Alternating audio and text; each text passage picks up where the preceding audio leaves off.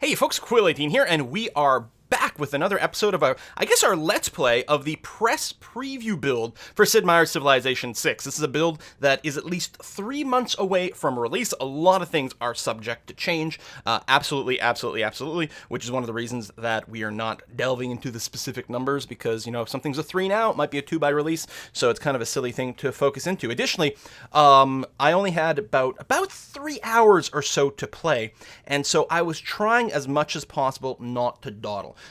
So even if I could show a lot of the numbers specifically and, you know, mouse over every tooltip and min-max every decision, I wasn't really, unless I only want to play the first, you know, to the classical era or something like that, I really had to avoid doing that because I really want to try to see, to go as deep, as far into the game as possible. Not maybe going as deep, but I was trying to go as far into the game as possible. We were limited to about 150 turns in this build, but as you'll see, actually, if you watch this whole series through to the end, don't quite make it to 150 turns before the time runs out. This episode is a little bit shorter just because of the way that the videos were cut and recorded, but don't worry, there is more content to come after this. This is by far, definitely not the final video in the series. So we are still playing as England over here. It is the year 720 BC. The AI is currently taking its turns, which again, this is a preview build, which has a lot of debug information and unoptimization, so the AI turns are taking a fair amount of time, which is one of the reasons we don't go quite as far as I might like. I think mousing over the masonry there, I'm like, do I want to build the pyramids? Do I want to build the Petra? Petra is, of course, one of those wonders in Civ 5 that everyone sort of goes crazy about, even though it's not really the most impressive. It mostly makes desert tiles not be complete garbage, although desert hills become very good. And it looks like we've just met Pedro II from Brazil, who's got some very shiny swag all over his suit. And I have to say, that looks like the softest, most comfortable beard ever. I kind of just want to run my fingers through his beard and twirl his mustache a bit. It just looks so fluffy and wonderful. So he seems like a really nice and friendly fellow here. I like his greeting. Of course, the only other person we've met so far is Cleopatra of Egypt, who I believe has denounced me because at some point I had a weak military, although I think she's come back since then and been like, oh, you have a strong military. I might be imagining things. Because right now we're only walking around with a couple of warriors and an archer, I think, and a scout. So we decided to exchange information about our capitals. So Rio de Janeiro is there, quite far away. Defensively speaking, our setup is really good. Now, our science rate still sucks because we, other than Bristol, we don't really have anywhere that we can take advantage of campuses, which are one of the big sources of science in this game. And even Bristol is kind of on the weak side of that. But there's no one who can come at us from the east or the south. Even the north, there's not really anything there. There's no opposition. There's city-states blocking off. There's really a tiny little window to the west is the only place that someone can come at us. So I'm feeling pretty good about that. I do plan on expanding to one more city in the southeast. It's not the strongest place, that tundra area, but I'm mostly going to do that to confirm if canal cities work. You can see here the Oracle was built by Egypt, and we had started to build it in Bristol, but not super seriously. So we did that. But that's the thing. We didn't rush out the wonder the second we could get it, and we didn't build it in our capital, which would have had the highest production. And that's likely to happen. I want to see if I could squeeze out one wonder. In fact, later on, I'm going to try again, and I think we're going to succeed at building a wonder because it does look really, really cool. But I've always said this before in my plays of Civilization is wonders are usually mostly a trap. Especially at anything other than the lowest levels. Looks like we might build a Royal Navy dockyard over here. Now, what I couldn't do is compare this versus the base harbor. So I don't know which one of these stats are unique to the Royal Dockyard versus the harbor. Actually, you guys probably have an info sheet about the specifics there. I'm not sure. Looks I'm not building. I'm going to build a holy site over here first, which we're going to talk about the use of faith and money very, very soon. But one of the big things with the harbor is the fact that it gives me the +1 trade route. And again, I don't know if that's unique to the Royal Dockyard or not. I suspect all harbors probably give +1 trade routes, and it's probably the +1 movement that naval ships that I get as England. But again, I don't have the fact sheet for that available at this time. So sorry about that. So down here at the southeast is where I'm planning to build that city. I've got a warrior down there to do some fog busting. Now, one of the things I don't know about yet in Civ 6 is how the fog busting mechanic works or doesn't work. So fog busting refers to having a unit sitting out somewhere where there'd normally be fog of war. And in Civilization games, now the mechanics have varied, between different editions of Civilization. But effectively, by having a unit out there, it means barbarians can't spawn in that area. And whether or not that's something you need to do in Civ 6, whether barbarian encampments respawn and how they calculate where they're allowed to spawn and so on and so forth, is something we don't know at this time. But I'm planning on settling over there, so I'm just keeping a warrior over there. And of course, the other thing you can do is you can fog bust in the direction of your opposition, so that you can see if there's if there's an advancing army or some settlers or something like that going on. You can see here what I did decide to do is just park a warrior in Bristol, because Bristol's really the only spot I can be attacked from, and I've mostly explored around there. So I was like, do I have my warrior away from my borders, or do I keep it and defend Bristol? Ultimately, I decided on the latter. So yeah, what I like about the harbors giving us the +1 trade route is good, because with trade routes can make a lot of money. Of course, the sooner you get your trade routes up, the sooner you build a bunch of roads, which can be quite handy. But while I think I talked about this in the last video, there's not the same sort of income money sink as there was in, say, Civ 5. Instead, there just are a lot of other uses of gold.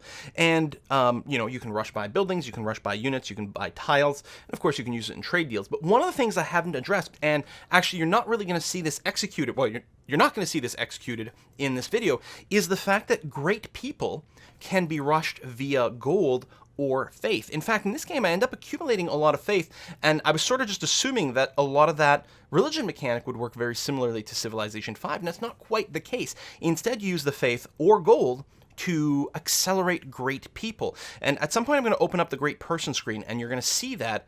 Actually, I think you're going to see that very soon. You're going to see buttons for it. But again, because of the rate that we were playing at, earn a great profit to start a full religion. And at some point, I'll open the great person screen here. You can see at the bottom, you can recruit these people with gold or with faith. But that hadn't really clicked in, and I didn't make that part of my strategy. I mean, it does take a long time to build up to 750 faith for a great profit, or 1,100 gold. But I could have done it. Instead, though, I kept dumping the gold into buildings and units. And don't get me wrong, those buildings and units did very, very, very well for us. But if I wanted to prioritize getting a religion, I probably could have banked the gold for that, or I could continue to accelerate my faith growth. But again, just like with the campuses, there wasn't really a lot of really good holy site locations. It gets +1 for being adjacent to a mountain, and it was getting +1 for being adjacent to another district, which is why my campus plus holy site little combo, sort of worked out, but it was hard to keep sort of building up beyond that. These were just, I felt like England really got some crummy locations here, or, I didn't really know how to properly actualize it. Anyway, all that to say that I don't really play the great person game very aggressively in this particular one, and it'll be interesting to see, once people have their hands on this game, in particular, people who get good at playing at higher difficulties, are they going to prioritize spending money on great people, or are they going to prioritize using it on units and buildings? And likewise, what are you going to do with your faith? How are you going to spend it? I mean, if you can faith buy a great scientist, or a great prophet, or a great engineer, how are you going to make those decisions and what priority? So you can see here, I'm going to move down there to try to set up the Canal City as an experiment. I mean, it's got a good number of sea resources. It's not going to be the worst city ever, but I'm mostly settling down there to see how the Canal City mechanics work. Which, by the way, Canal City, what that represents is the fact that boats obviously cannot go on land, but boats can enter cities. So if you have a one land divider, like a one tile of land that divides two sea masses, if you put a city on that one tile of land, then boats can enter the city and leave the city on the opposite side. Therefore, they can go straight through the city as if it were a canal. One of my favorite functions that from previous versions of Civs, which was not present in Civ 5, is the fact that boats could also enter forts if they were adjacent to the sea. And so you could use a pair of forts to create a canal out of a two-tile landmass. But that was the limit. You couldn't do 3 in like Civ 4 that I could recall. It might be different versions of Civ had different rules, but I don't think you could do 3 because that middle fort wasn't adjacent to any sea, so boats weren't allowed to go in. But it was fun to sort of like do that kind of thing, and I love that because it really allows you to exploit the map in different ways. You can see that Egypt's territory down there, which we are exploring to the west of our own territory. We can see, I think that we just saw the Oracle there. So lots of juicy cities, and already I'm like, all right, fine. You know what? You're building all the wonders? That's fine. It's very convenient if Egypt wants to build all the wonders, because then I can just walk in there and conquer their cities, and that's fantastic. I'm going to purchase a builder over here, and again, I think that's a very good use of gold. I'm not going to complain about that to accelerate things. She wants open borders for 34 gold, and I think I'm going to accept on this one. There you go. I mean, she still hates me, but open borders, this is something that a lot of people have often been confused about in Civilization. They're like, oh, but open borders, they'll know, how strong your units are and this or that.